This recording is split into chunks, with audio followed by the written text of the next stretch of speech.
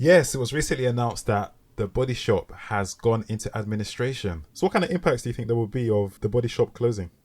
I mean, to be honest, the Body Shop, which might close. I think there's been quite a number of other stores. I think Wilco, I think Maid. There's quite a number of other stores like quite recently that have also closed up. There's some of the department stores as well. It's making me think: is there anything that's going to be left on the high street? That's what's making me think. So, Yeah, is it's getting into is that a wise thing to do? Because they seem to be dropping like dominoes at the moment. yeah, it's incredible. I was seeing on the news they were talking to, you know how they do their interviews with people on the street to get their views.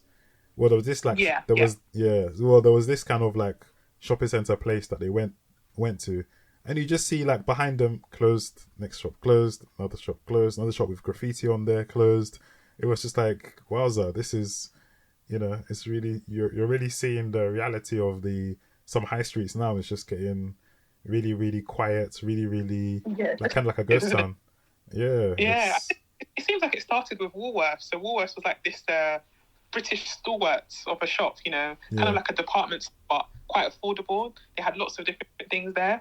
And I think since that's closed down, there just seems to have been this sort of epidemic of, I mean, it's over years, but yeah definitely over the last few years, it definitely seems like a lot of stores are either, I would say, reducing the number of their locations. So maybe not closing down completely, but reducing the number of retail outlets, or shutting down completely, or being in administration and having to basically be pecked at essentially by their creditors and so on. So around 2,000 people's jobs are at risk. That's huge. Yeah, so it's a huge. I suppose, is it a surprise? Would be the first question. Is it a surprise? So, yeah, what's your take on that? Um, in one sense, it's a surprise because you're seeing like you said, the loss of almost 2,000 jobs potentially. So that means that it was a huge operation with Body Shop. It wasn't just a small store. It had must have had a lot of stores in the UK. But on the other hand, considering perhaps, I guess, what we're seeing on the high street, the trend that we're seeing, and the Body Shop's perhaps their business model, it's unfortunately it's not really a surprise. Unfortunately, what Yeah, about you? What do you think? Was it a surprise for you? I think it was. Well, I suppose there's been lots of times that I've gone past the Body Shop in like in what do you call those shopping centers and so on, where Right. I've not really seen many people inside. So I've always wondered, like, because it's such a big store, like how are they paying for the rent with such few customers? You start to wonder as you're going past. But just in terms of, I guess, just in terms of like what they've been around for like the last 50 years. So Right. from that perspective, in terms of it being like a big British icon, it's a Right. surprise in that sense. Yeah. But I suppose in Yeah. recent times they've just struggled. So we'll touch on it in terms of why this has happened, and what the background is to Body Shop in case you're not aware. So we will do that. Are you aware of like how like what Body Shop stood for, or what their main thing was? Or Not concretely, but if I was to hazard, if you were to ask me, which you have done, I would have said they seem to be quite green. I think they seem to like products that are cruelty free and things that are quite natural. That was my sort of perspective with regards to their ethos. So Body Shop, they have products for the skin, the face, the body, but hopefully to try to push people to choose more maybe ethically sourced, sustainable, or cruelty free. yeah, That would be my perspective in terms of Body Shop. But I've not actually done a research. yeah. Have you done research? I have What done, have you yeah. seen? That's absolutely Is that right? correct. That's absolutely Okay. correct. Yeah. So when they first started, when they launched, they launched it around 50 years ago. Yeah. So the main key selling point was that they didn't do animal testing. So they're really against animal testing. So testing out their products on animals. So Right. that was something that was widespread in the industry before. So over Okay. time, yeah. So over time, other companies started to follow suit and also started to not do animal testing Yeah. until eventually a law was passed. So I think in Oh, the okay. maybe like around 10 years ago, so a law was passed to stop animal testing completely. So it was that was one, and then the other thing was their sustainability as well. So they were really, like you said, green company, really focused on sustainability and so on.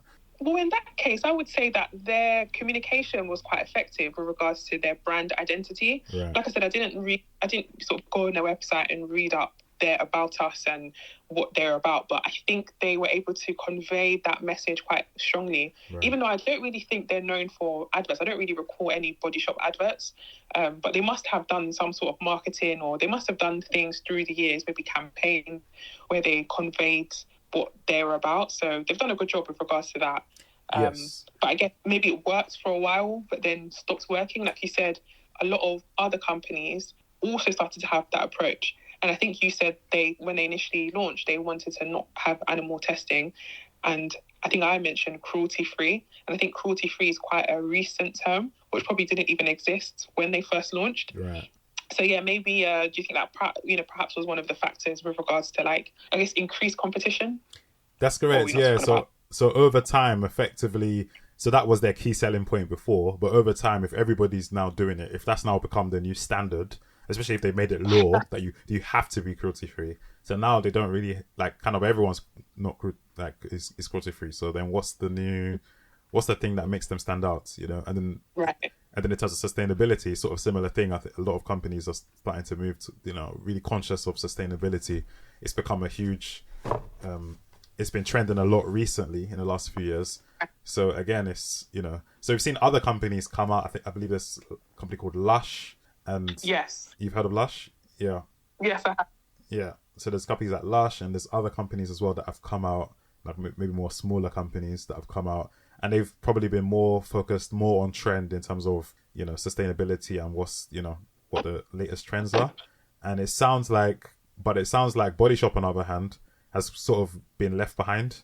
So they've kind of been maybe over reliant on their name, and they've kind of been left behind. And also, I think the other thing is that people have been saying is that in terms of the price, it's quite expensive. And with things like the cost of living crisis happening at the moment, that they have, people have switched to more affordable options. So that's the other thing that came out of the article. So yeah, and I think I'm sure you've seen this too. So I see this a lot with hair care products.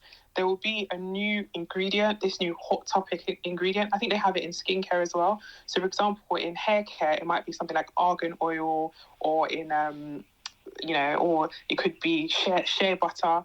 And so when this new ingredient comes out, all other practices now sort of launch a product that features this key ingredient that's supposed to, like, revolutionize your hair or your skin or what have you. Aminopeptides, exactly.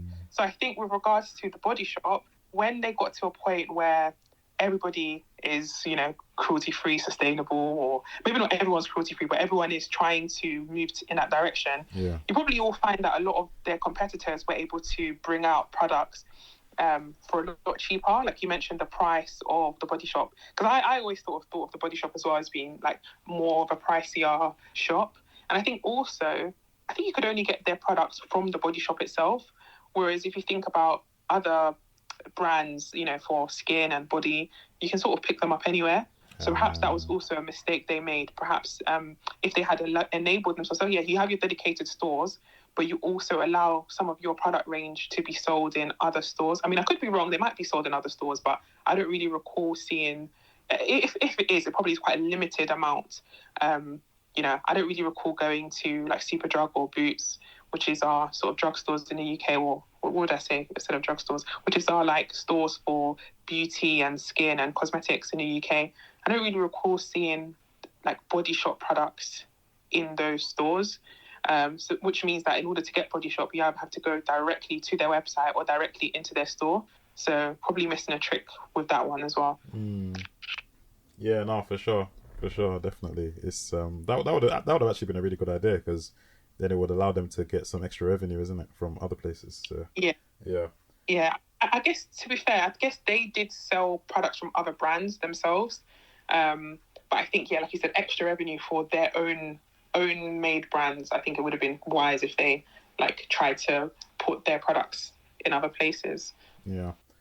So that's the main sort of summary in terms of where Body Shop was. So yeah, it's a been a really iconic British brand for quite a long time. And yeah, I think many will be sad to see it go. If it does eventually go, I believe it's in the hands of administrators at the moment. So we'll wait and see what eventually happens. But usually when it's in the hands of the administrator, that's usually it's the end of the road at that point. So Yeah, the yeah, writing's on the wall. I think there's probably going to be a lot of people that are kind of sad that losing such a British iconic brand that maybe they've grown up on when they were younger as well. Why didn't they shop them? That's true. That's true. Well, you hear this about Woolworths as well. When Woolworths closed, people were like the pick and mix. They missed the pick and mix and all this. So, but yeah, you're right. Yeah, why did they shop there? We should do a follow-up or a bonus on Woolworths. Maybe we should do a follow-up or a bonus on Woolworths, because I actually would like to understand what went wrong. Because I actually did like Woolworths, and I think lots of people shop there. Yeah. So also Toys R Us. Toys R Us was like that too. Where they went under, people were like, "Oh man, we miss where we're gonna go to kind of see the toys and see it in person." But they were buying their toys from Amazon. It seemed like I think we touched upon this perhaps podcast episode. We did one on Wilco's. Yeah, so a lot of people would, I guess, go to Toys R Us to play on the game, make sure it's suitable, and they go and buy it from Amazon. So you can't be upset that it's closed if you were also, understanding the way people were shopping at the time. Yeah. It's just natural that you're going to want to, if it's the same product and you can get the same product for cheaper, why would you not, But I think if the Body Shop does go, I think it will be missed. But I think it will also perhaps be time for, I don't know if it's the industry body or whether it's the government, to really try to delve into what is going on with the British High Street at the moment and see if there's anything that can be done to kind of help avoid more institutions going down. Because, we talked about it at the start, 2,000 jobs are potentially at risk, which is real, which is a real, detriment to society. Absolutely. So, it's not just the shop not being there and the nostalgia of that. It's actually, people not working, or having their job. So, not just the direct retail employees. You have to think about it. They have a distribution network. So, they have their, the warehouses, the drivers, and also the people that make the products, the sales team, everything, it's all potentially at risk. So, yeah, I think there needs to be some investigation done with regards to the high street. Absolutely, yeah. See what can be done to help them. Yeah. They do complain a lot about like business rates and stuff like that being really expensive. So I don't know, yeah. But that might be a conversation for another day. That one. Yeah, we can touch upon this more on another day with regards to like what is actually happening on the high street. If you want to see that, guys, let us know. We'll be happy to do a podcast on that. But also it sort of leads me to, I think this week it was announced that the UK is officially in recession. So I guess perhaps, which means that the economy is not growing, it's actually shrinking, it's declining. So I guess that's also indicative of things like you mentioned, the cost of living crisis, things, with high interest rate, things like high interest rates, high inflation, and how this has sort of affected the UK economy. So when they say when they say, sorry to cut you off, when they say recession, what does that actually mean? In the UK, a recession is where, for 2 consecutive quarters, so that's at least 6 months of a decline in economic growth. So when the GDP of the country decreases consecutively for at least 6 months. So I think the writing has been on the wall, because people have been struggling. There's been a lot of people struggling with energy costs. People have been struggling with the cost of living. And that cost of living term is so appropriate because it literally means just the cost to live, the cost to be alive. So petrol, because you live. Yeah, because he lives, which a lot of people call it online. To buy clothes, just to live, basically. Just basic means, bills, it's just incredibly high in the UK at the moment. So I don't think it's too surprising that the UK is now officially in a recession. And Debbie, I think there's some other news that you were going to talk about. Yeah, and I think it sort of speaks to some news that I saw today, which was with regards to HSBC Bank. So HSBC is actually Europe's biggest bank, and apparently it's posted an 80% jump in pre-tax profit. Yeah, which is huge. Not 5%, 10%. When I saw the headline that their profits grew, I thought, okay, maybe 5. No, 80%, which is ginormous. Yeah, and apparently this is being held as it's due to high interest rates. So it sort of makes me feel as though you know, whereas a lot of people, like sort of like the average Joe, the average taxpayer is kind of like dealing with the cost of living crisis. A lot of these big companies have actually been making a lot of money off of the situation. Right. So big. Okay, so that will be perhaps like mortgages, like mortgages, loans that people have with things of that them. nature.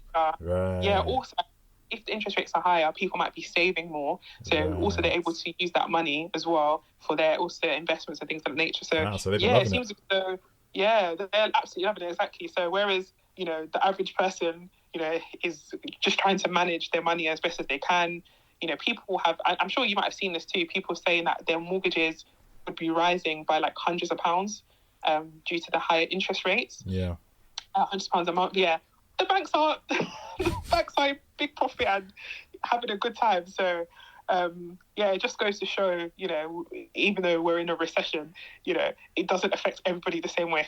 So a lot of the companies have been profiteering off of it. So a bit of a controversial one, but yeah, let us know what your thoughts with regards to, you know, the news about HSBC and just in general, you know, the cost of living crisis and the recession and the Body Shop. Yeah. That sounds good. So do follow us on Instagram at Business Key Podcast and on TikTok at Business Key Podcast. And we'll see you next week with another great episode.